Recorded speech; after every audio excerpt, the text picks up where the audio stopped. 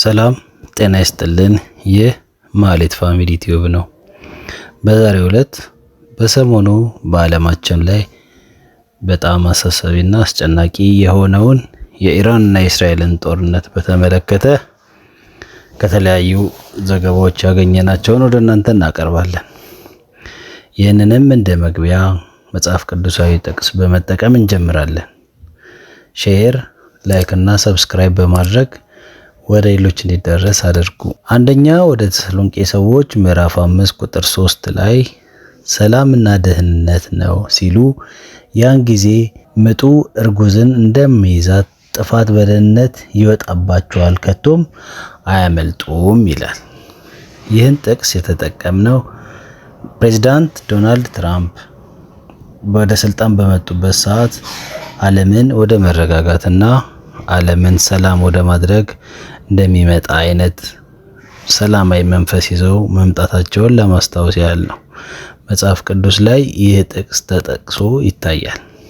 በዛሬው ዕለት ዶናልድ ትራምፕ ኢራንና እስራኤል ጦርነቱን ከጀመሩ በኋላ የራሳቸውን መንገድ ይዘው ኢራን የኒውክሌር ስምምነት ላይ ካልደረሰች አሰቃቂ ጥቃት ይጠብቃታል ሲሉ ያስጠነቀቁበትን ዘገባ ወደ እናንተ እናቀርባለን። እስራኤል በኢራን ላይ የፈጸመችውን ጥቃት ተከትሎ የአሜሪካው ፕሬዝዳንት ኢራን በኒውክሌር ፕሮግራሟ ላይ ከስምምነት ላይ ካልደረሰች የአሁኑ የከፋ ከባድ ቅጣት ይገጥማታል ሲሉ አስጠነቀቁ።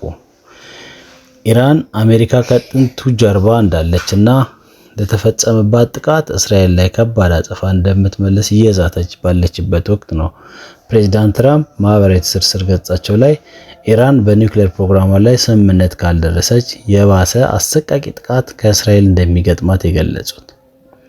ሐሙስ ለአርብ አጥቢያ አንስቶ ዋና ከተማዋ ቴሄራንን ጨምሮ በተለያዩ የኢራን ክፍሎች ላይ በተፈጸሙ የእስራኤል ጥቃቶች የሀገሪቱ ከፍተኛ ወታደራዊ ባለስልጣናት ጨምሮ ወደ 70 የሚደርሱ ሰላማዊ ሰዎች መገደላቸውን ኢራን አስታውቃለች። እስራኤል ግን ኢላማ ያደረገችው ዋነኛውን የኒውክሌር ጣቢያን ጨምሮ ወታደራዊ ተቋማትን መሆኑን ገልጻለች። በተጨማሪም የኢራን የአየር መከላከያ ስርዓቶችና ከመሬት ወደ አየር ሚሳኤል ማስወንጨፊያዎች መደምሰሳቸውን ገልጻለች። አሜሪካ በጥቃቱ ውስጥ እጇ እንደሌለበትና ኢራን ወደ ስምምነት እንድትመጣ ግፊት ስታደርግ የተባበሩት መንግስታትን ጨምሮ በርካታ የዓለም ሀገራት አገሪቱ ከተጨማሪ ጥቃት እንዲታቀቡ ጥሪ እያደረጉ ነው። የፈረንሳይና የጀርመን መሪዎች የኢራንን የኒውክሌር ፕሮግራም በማውገዝ ሁለቱ ሀገራት ግጭቱን ከማባባስ እንዲቆጠቡ በማሳሰብ የእስራኤልን የራስ መከላከል መብት እንደሚደግፉ ገልጸዋል። ዩናይትድ ኪንግደም ጠቅላይ ሚኒስትር ደግሞ እስራኤልና ኢራን ወደ ኋላ በመለስ ውጥረቱን እንዲያረግቡ ጠይቀዋል። የቱርኩ ፕሬዝዳንት በወጡት መግለጫ እስራኤል የፈጸመችው ጥቃት ዓለም አቀፍ ሕግን ችላ ያለ ግልጽ ጠብ አጫሪነት ነው ሲሉ ወቅሰዋል። ባለፈው እሁድ በአሜሪካና በኢራን መካከል የተካሄደውን ንግግር ያስተናገደችው ኦማን ለተባባሰው ውጥረትና ለሚያስከትለው ጉዳት እስራኤልን ተጠያቂ ስታደርግ፣ ሳውዲ አረቢያ የእስራኤልን ጥቃት አውግዛ ድርጊቱ ዓለም አቀፍ ሕግን በግልጽ የጣሰ ነው ብላለች። ቻይና በበኩሏ የተፈጸመው ጥቃት በእጅጉ እንዳሳሰባትና እስራኤልና ኢራን በበለጠ መካረር እንዳይከሰት ራሳቸውን እንዲቆጥቡ ጥሪ አድርጋለች።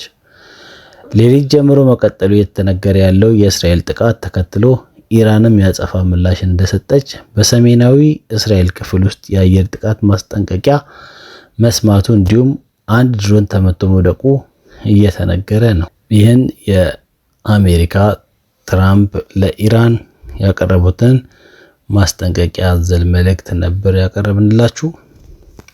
የዛሬውን በዚሁ እናጠናቅቃለን። ሼር፣ ላይክ እና ሰብስክራይብ በማድረግ ወደ ሌሎች እንዲተላለፍ አድርጉ። ሰላም ሁኑ።